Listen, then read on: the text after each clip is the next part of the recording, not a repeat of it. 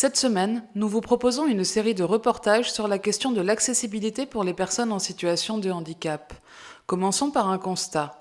Selon le calendrier fixé par la loi handicap du 11 février 2005, l'accessibilité des établissements recevant du public devait être achevée en 2015. Dans cette loi, le législateur a généralisé le principe d'accessibilité qui s'applique donc également au commerce de proximité et de détail. Aujourd'hui, en 2016, les objectifs ne sont pas atteints. En Martinique, des efforts ont été faits depuis quelques années pour aménager les administrations, la voirie et les espaces culturels. Mais les établissements commerciaux ont pris du retard. Effectivement, une personne en fauteuil roulant est malheureusement dans l'impossibilité d'accéder à de nombreux commerces de façon autonome. Pourtant, selon une étude de l'INSEE, 17% de la population martiniquaise serait en situation de handicap, un taux sensiblement proche du taux national qui est de 16%. Depuis quelques années, des entreprises spécialisées dans les aménagements pour les personnes en situation de handicap ont vu le jour en Martinique. Des certifications existent pour s'assurer des compétences de ces dernières.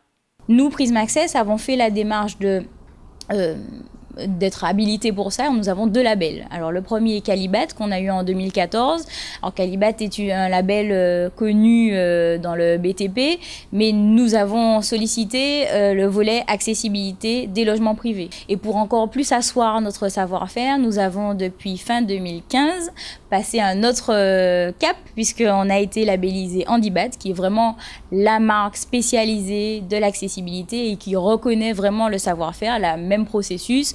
On a dû suivre, en plus, on a dû suivre une formation validée et du coup, derrière, ça crédibilise notre démarche. Ces 2 labels-là sont d'autant plus importants pour les établissements qui reçoivent du public, puisque là, par contre, il y a effectivement des arnaques, des entreprises qui s'improvisent diagnostiqueurs, etc., et qui appellent les sociétés pour dire, en les menaçant entre guillemets par rapport au contexte de loi qui oblige à se mettre aux normes, et du coup ces entreprises-là n'ont pas le droit d'appeler, de demander des informations par téléphone. Bien sûr, il faut se déplacer sur site, avoir des compétences, à prouver bien sûr, parce que là pour le coup la mise aux normes côté établissement qui reçoit du public, ça correspond comme dit le terme mise aux normes, à des règles bien précises, des réglementations, des hauteurs à respecter, anticiper tous les types de handicap. Donc là, on ne s'improvise pas diagnostiqueur dans ce domaine-là. De plus en plus, on entend en Martinique des personnes qui appellent, qui sous prétexte, ils envoient un fax ou bien, et puis derrière ils appellent en disant vous êtes pas aux normes,